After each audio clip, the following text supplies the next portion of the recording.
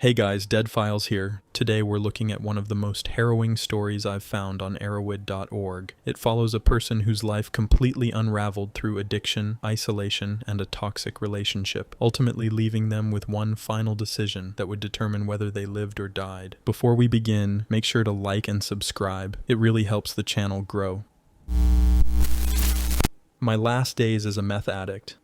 The last few days that I spent in San Diego forever changed my life. I was coming off of crystal meth really hard, and even going through that heck, I remember almost every second of those days clearly. I will never forget when my whole life came down to one split-second decision. And had I not made that phone call, I know that I would be dead right now. I would not have made it out of San Diego. I guess to tell the story of those last few days, I really have to include some of my life beforehand. I know they are stories in themselves, but it is really important to understand what was going on. As everyone now knows, I smoked crystal meth on a daily basis for almost 2 years. This was not always my life. I had a pretty good life when I lived with B. I didn't do drugs, I didn't drink, I went to school at night, I worked full-time during the day. We had problems, but nothing like what my life would become. When B and I broke up after dating for 6.5 years in July of 2001, my life went into a tailspin. For the first time ever, I had no plan. I had no place to live. I had quit my job the month before, and I was doing nothing but drinking all the time. I slept in my car for a few days before I finally got the courage to ask my brother and his new roommate if I could stay on the couch there. But I was uncomfortable staying there, as it was no longer my apartment. I had given it up a couple months before to my brother. I ended up moving in with D within a couple of weeks, and that is when I started snorting cocaine on a daily basis. D was a drug dealer, and I was always around drugs. I got really messed up into the whole coke scene for a little while, but when we broke up the following summer, I didn't stop doing coke, but it wasn't a daily thing anymore, and I didn't go looking for it, and I did it if it was around. A few months later, I moved to Florida, and I did coke a lot down there too, but once again, it really was a non-issue most of the time. If it was there, I did it. If it wasn't, I was okay with that and just lived my life. One day I was sitting in a bar after work in Daytona Beach. Some guy I had never met before asked me if I wanted to do a line.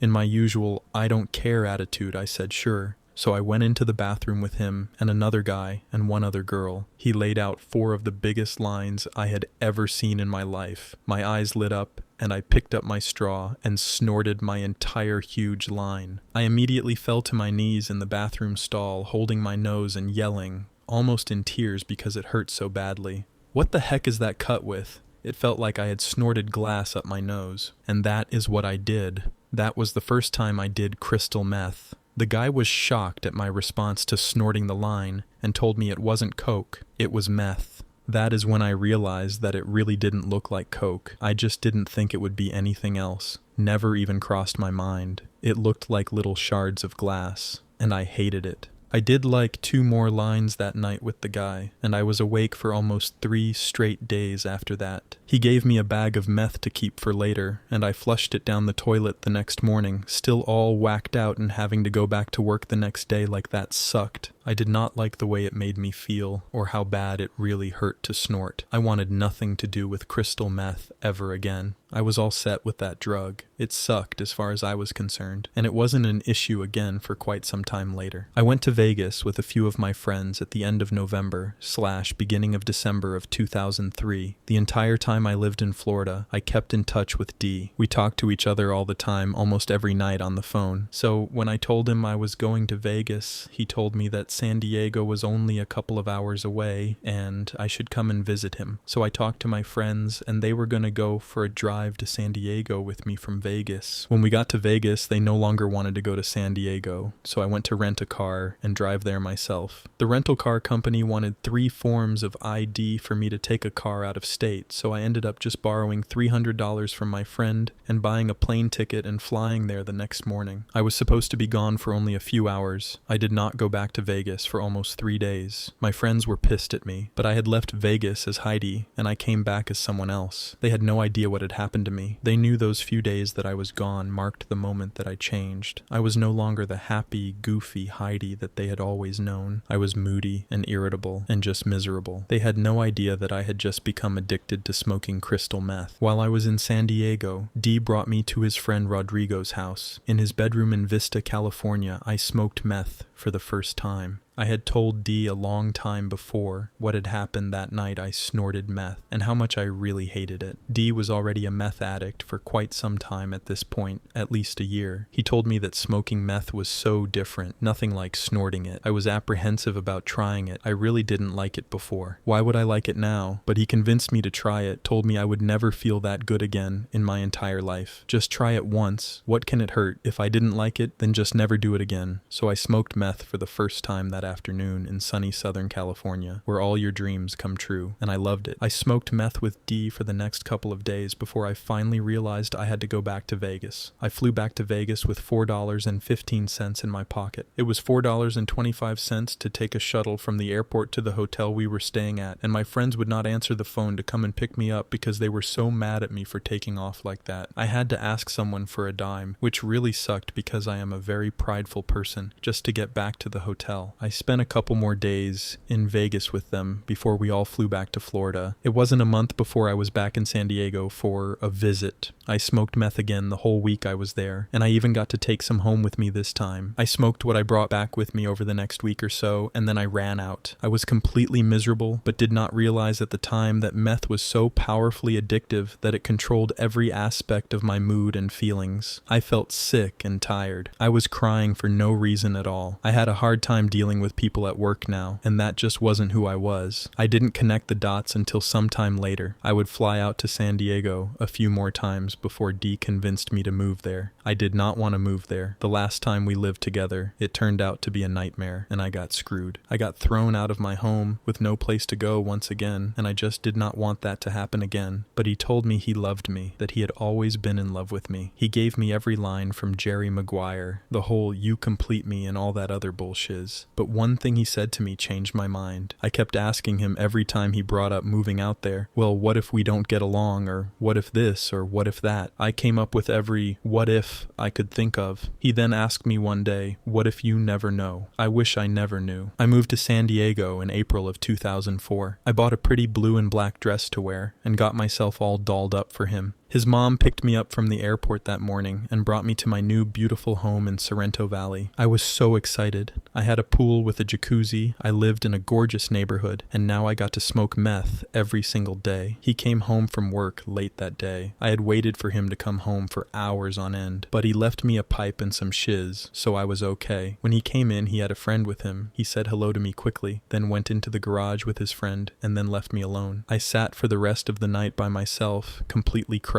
I cried myself to sleep all alone that first night. I had just moved 3,500 miles away from anyone I had known, burned a lot of bridges on my way there, and he couldn't even spend 5 minutes with me. I told myself that the next day would be different, but it wasn't. It was exactly the same. He wanted nothing to do with me once I was out there. I wrote him a letter 11 days after moving there, telling him I had made the biggest mistake of my entire life. It never got better. I cried every single day for the next year. I smoked meth almost every single day also. My friend Jay died on August 18th, and I didn't even know about it until a week later. I saw the Red Sox win the World Series, and I had no one there with me to celebrate. I was once again all alone. October 27th, 2004 was the loneliest day of my entire life. For most people from Boston, it was the happiest day, but for me, I sat in that garage with my meth pipe, and I watched the greatest thing in Boston history happen, and I had no one to high-five, or smile with, or laugh with. I was truly all alone. I had not one friend left in the entire world. I had not spoken to anyone since I left Florida, not one person. By Thanksgiving, I realized that I truly hated Dee, but I was an addict, and I had no friends, and I was terrified to be alone. So I decided to make his life as miserable as he had made mine. Then on Christmas Eve in 2004, 8 months after becoming a full-blown meth addict, I decided to quit. I felt awful. I looked awful. I was miserable. I was sickly skinny, my skin was a disaster of sores, bruises, and scars, and my hair was falling out. So I stopped smoking meth that Christmas Eve and never got out of bed for Christmas Day or for the next week after that. I went through about 10 days of absolute torture and heck before I started to even feel a little bit better. Dee's father came to me on New Year's Eve and asked that I find another place to live. I told him there was something wrong with us, but I promised Dee I would not tell them what it was. Dee and I went out on New Year's Eve, and then he left me at home later to go sleep at his ex-girlfriend's house, who is now dead due to her meth abuse. Dee got her addicted as well. As bad as I felt for him leaving me like that, I never went to sleep that night, but I did not pick up that pipe again. Over the next few weeks, I started to change back into Heidi. I, for the first time in 8 months of living in California, went for a walk in the canyon behind my house. I went outside. Before that, I was completely agoraphobic. I couldn't even go to the grocery store. I could only go to work, and that was it. I had no ability to communicate with anyone while I was on meth. None at all. The people that knew me during this time probably think I am completely crazy, and I was. And then all of a sudden, I was able to talk to his parents and take his kids to go swimming, to the beach, anywhere really. I had gained back a little bit of my life, and in doing so, I was going to lose my home again, but they gave me time to look for another place. They didn't just throw me out on the street. Then about a month after I quit doing meth, Dee's mother and father told me they needed to talk to me. I went out in the living room to talk with them, scared to heck. They told me they did not know what was going on, but they knew I was different, that I had completely changed 100%.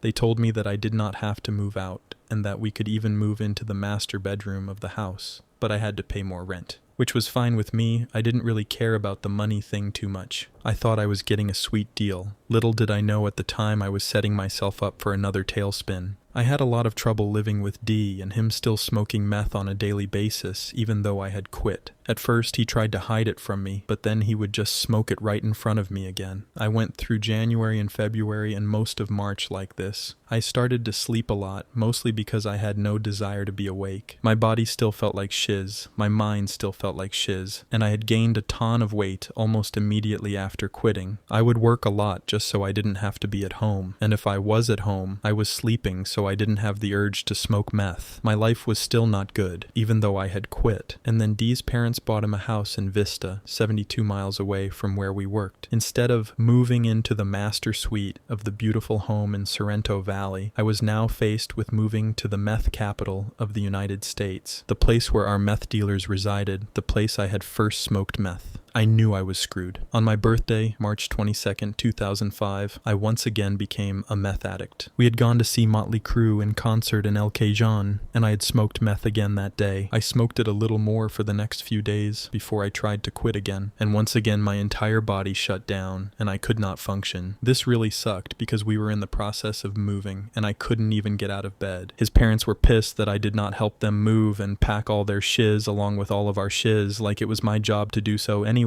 I paid enough in rent not to do shiz like that for them. But everyone made a big deal out of me sleeping non-stop, so I just gave up and started to smoke meth again. I remember the first night we spent in that new house. I saw it and I was horrified. I went from living in Sorrento Valley to living in the pit of San Diego. I lied on the living room floor and cried myself to sleep until of course our meth dealer came over and woke me up. I hated that home. I didn't even want to go inside it. I would come home from work and sit in the car for hours on end, just dreading going in there, knowing that I was only going to imprison myself once again in the garage. I did so for a few months, but then I started just locking myself in my bedroom and smoking meth in there. I still hated Dee, and even more so now that I was once again a meth addict. We didn't talk to each other, and I just gave him meth to leave me alone. I would pay for mine and his, and this went on for quite some time. It was actually ridiculous how much I spent on him just so I didn't have to be alone and I didn't have to deal with his shiz. But then one day, he actually bought a bag, and instead of sharing it with me, he tried to hide it, and he ended up washing it in the washing machine. I was so pissed that after all I had given him for the past few months, he would even think about hiding it from me at all, and he washed like $100 worth of it away. So the next time I got a bag, later that day, I didn't give him any. I smoked with him a little bit, but I didn't give him a bag, and then he fell asleep on the highway in his sister's Mustang and drove underneath underneath a Mack truck. He blamed me for that, for not giving him meth that day to take with him to Irvine. I went back and forth over the next few weeks about the issue with him, but if I didn't give him meth, he made sure that I didn't have a ride home from work or from the train station. One day he left me sitting at the train station for over 3 hours before I finally was able to get a cab to come out there to pick me up and drive me to his dad's house in Sorrento Valley. When I got there, I gave him meth again, and we drove 72 miles home to Vista.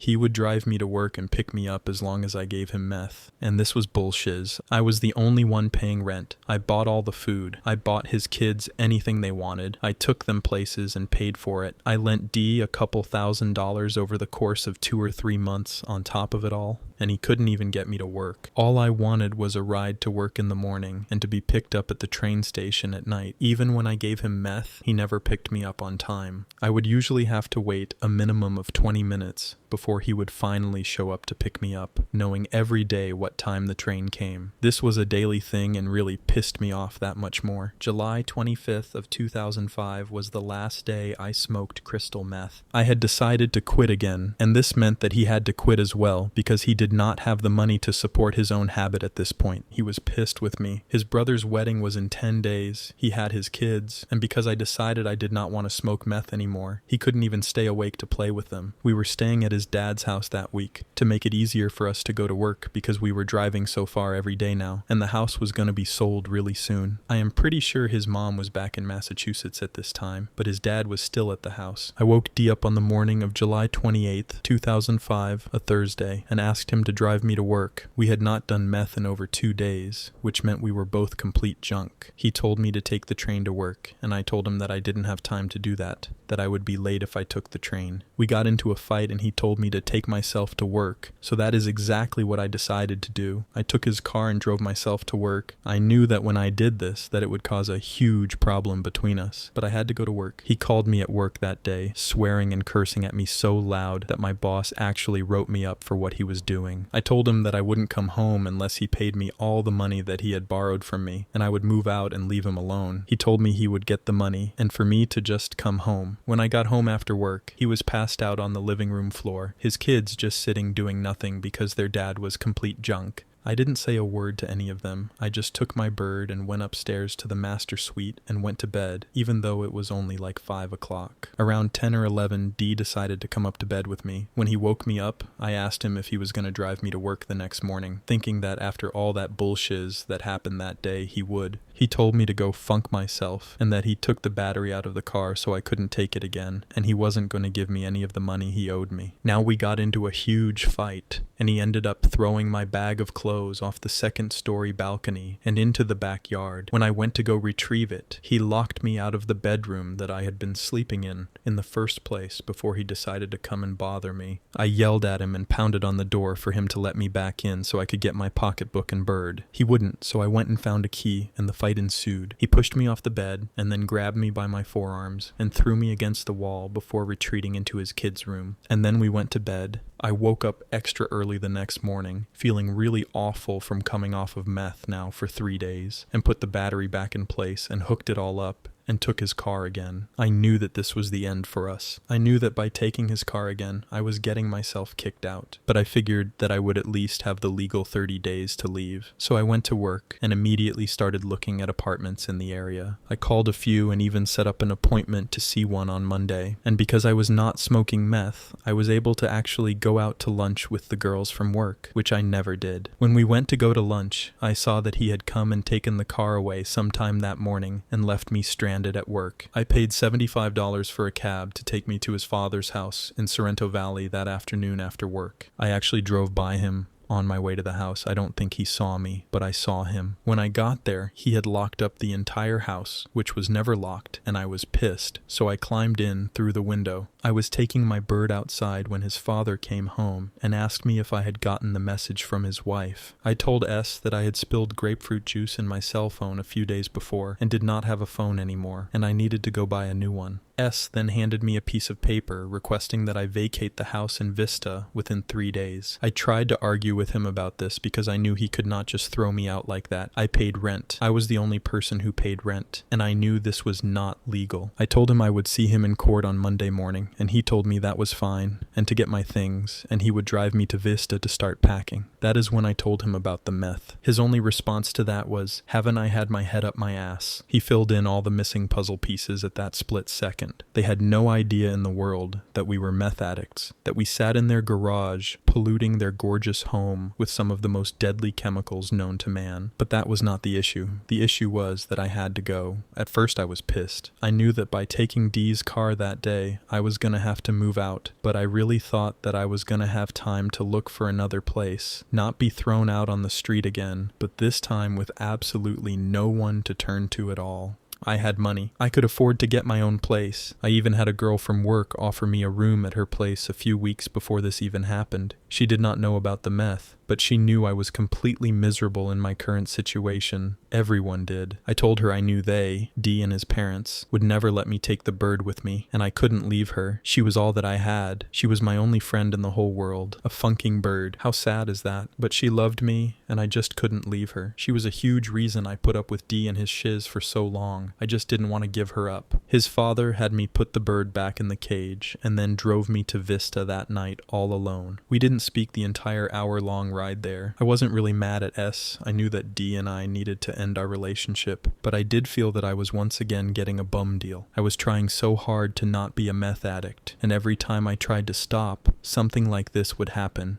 and I would be left to find a new place to live. Ironic, because I always thought that not being a drug addict would be so much better than doing drugs, and yet at the time, things were not looking up. When I got there, I told S that this just wasn't fair, that I didn't even have a phone to call anyone, that he couldn't leave me in that hellhole in Vista all alone, with no phone, and no way to get in touch with even one person. He told me that he just couldn't worry about what I was going to do anymore, and then left me to rot for the night in Vista all alone. Coming down off of meth is nothing that I can explain to anyone who has not experienced it firsthand. I don't think there is anything in the world worse than the pain my body and mind go through for days on end. My body feels like there is electricity pouring through every inch of it, and if you have ever been electrocuted, you can understand how uncomfortable this can be. That feeling that isn't quite pain, but not something you can exactly explain to someone, but really feels awful. I feel like my entire body weighs 10 times more than it really does, so just to get up is torture. My brain cannot complete even one thought. The meth ruined that a long time ago. I am endlessly hungry, but everything I eat, I end up throwing up. I sweat and cry and beg for the pain to stop, and it just doesn't subside at all. It only gets worse the longer you go without it, and this is why most people who do meth are never able to quit. Because as bad as you feel doing meth, the pain of coming off of it is so much worse. And to most people, this pain is unbearable and just not worth quitting. I knew when I chose to quit meth the second time what I was up against.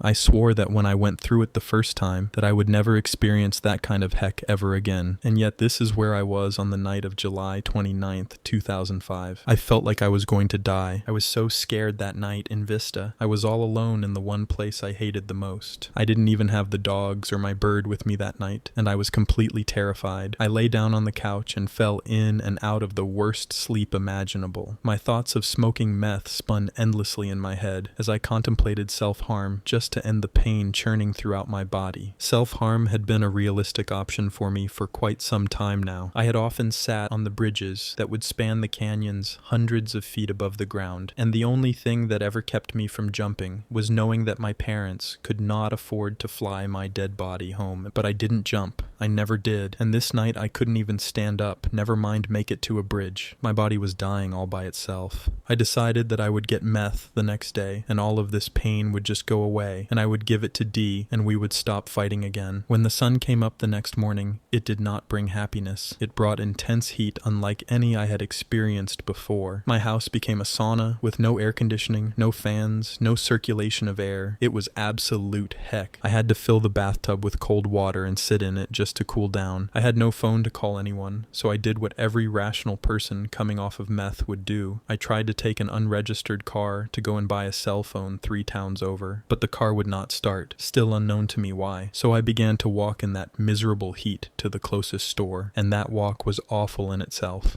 The sun was relentless on my aching body. The humidity swirled around me, laughing at my pain. I could barely make my legs move, but I did. I made it to that store on North Santa Fe Avenue after at least a half hour of walking. I tried to call D and he would not answer the phone, so I went and bought 2 phone cards and tried to call him again and again. He finally picked up and I begged for him to come and get me. He refused. He told me to go funk myself. I told him that I would get us some more meth. I would call someone right now, and he just hung up on me. So then I called someone to bring me some meth and told them to meet me at my house in Vista in about an hour. I hung up the phone and started walking out of the parking lot of that grocery store, walking straight back into the hands of my enemy. I had decided that I could no longer fight, that I just couldn't do it anymore. I would be a meth addict, and that was that. At that moment, I was so scared. My stomach was turning. My adrenaline was pouring through what was left of my meth-ravaged body, and I was shaking in absolute fear of going back to that drug again. I just didn't want to die like that. I knew there was no hope left. I stopped in the shade alongside the edge of the parking lot and kneeled down on the small grassy area and started to sob to myself. In the next few minutes, my life was changed forever. I must have looked like the most miserable, pitiful creature in the entire world that day in that grocery store parking lot. My skin was scarred with years of meth abuse. My hair had been falling out for quite some time, and I even lost a whole chunk of it off the side of my head, leaving a bald spot above my left ear. I had never lost the weight I gained from the first time I quit, and I had not stopped crying for 15 months straight. A man driving by on East Beaubier Drive in an old, beat-up sky blue pickup truck yelled obscenities to me out his window as he drove by, which only made me cry even more. How the heck did my life come to this? How the heck did I end up losing everything I had worked so hard my whole life to get? I was the smart one, the nerd, the one who was going to do something great. And here I was, sitting on the side of a parking lot, crying, with absolutely no one in the world to turn to. I was all alone. I had been all alone since the day I got on that plane and moved to San Diego. I had turned my back on every single one of my friends who had always been there for me. I had not returned one phone call in over a year to anyone. I had abandoned all my values, my roots, my family, and my friends, and life just spit me out on the side of the road in Vista, California to die a meth addict. This was my life, my California dream. And then a man in some type of an older style van or work truck pulled up next to the video store side of the plaza, not far from where I was crouched down crying. He got out of his truck and then noticed me in the grass. He walked over to me and asked me if he could help, if something was wrong. I looked up at the creepiest looking guy, skinny, long, straggly hair, paint on his ripped jeans, but that man changed my entire life. He asked me again if I was all right, and I told him no, that I wasn't all right. He then asked me if he could drive me anywhere or call anyone for me, and I looked back at the ground and began to sob again. He asked me what was wrong, and I just looked back at him, my face streaked with tears, and told him, I just want to go home. He then said to me, then why don't you just go home? And I did. I went home. When he said this to me, it was the first time I even realized that this was an option. I walked back over to the other side of the plaza again and called my dad. For the first time in my entire life, I called my dad to help me. I had moved out when I was 16 years old. I had gotten my first apartment within the next year. I graduated high school in the top percentage of my class. I went to college and worked and always just made it on my own. I never wanted to ask my parents for any help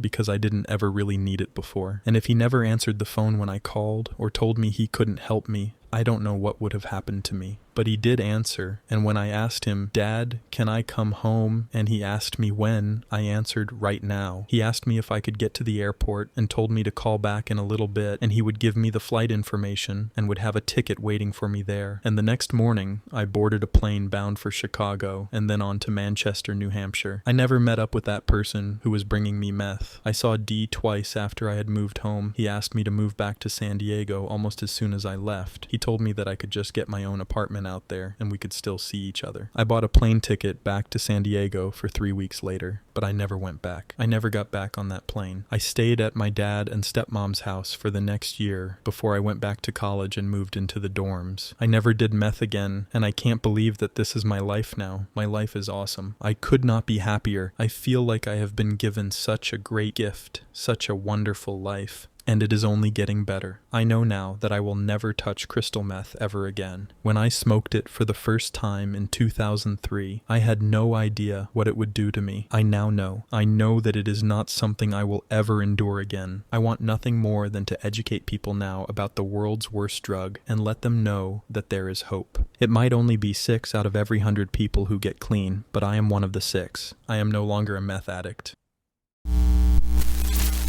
This story shows how quickly addiction can take control of someone's life, but also that recovery is still possible, even at the lowest point. Let me know what you thought in the comments. If you enjoyed the video, make sure to like and subscribe, and check out the videos on screen.